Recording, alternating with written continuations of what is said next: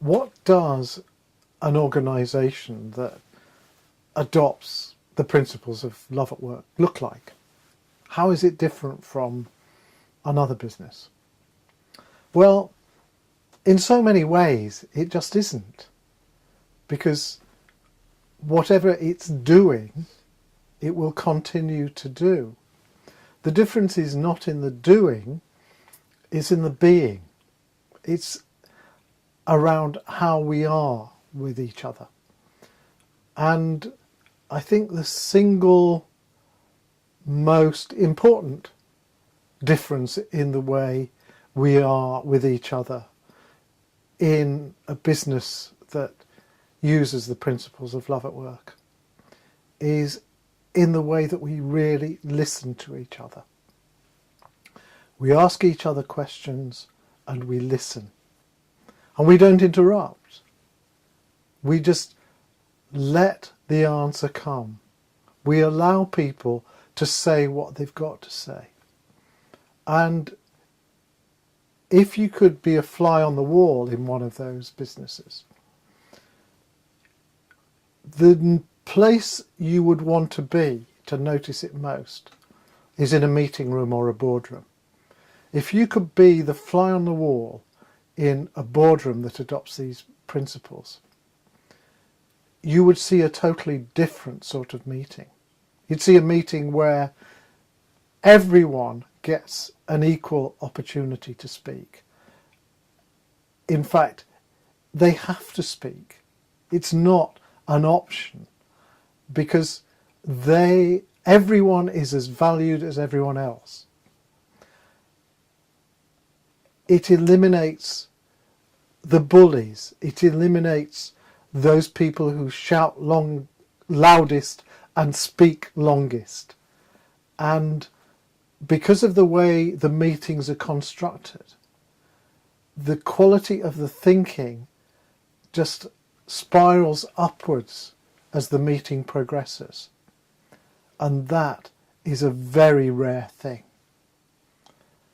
If you think about the way most people conduct meetings, nobody really wants to be there because they know that Fred is going to shout everybody down, and that Jack, who's got some brilliant ideas but won't speak up, will not be heard.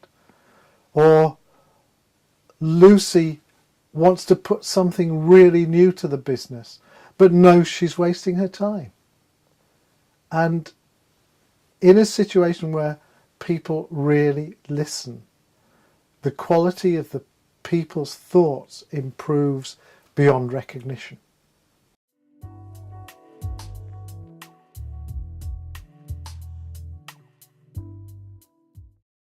Not everyone is going to take to the principles of love at work like a duck to water. In fact, in a lot of cases, they'll be the reverse. But as with everything, there are people who adopt new ideas easily, who look for them, relish them. In fact, I think that they're called early adopters in marketing terms. And that's wonderful, because they're the people who will get the idea of love at work off the ground. And the people of most resistance will come on board at some point, but their resistance, their cynicism, whatever it is, will hold them back. And that's fine, because I'm not saying that this is the only way.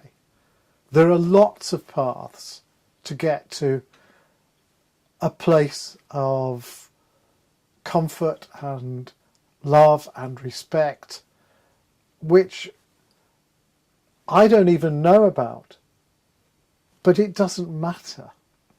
What matters is that there are people like me out there pushing the paradigm forward.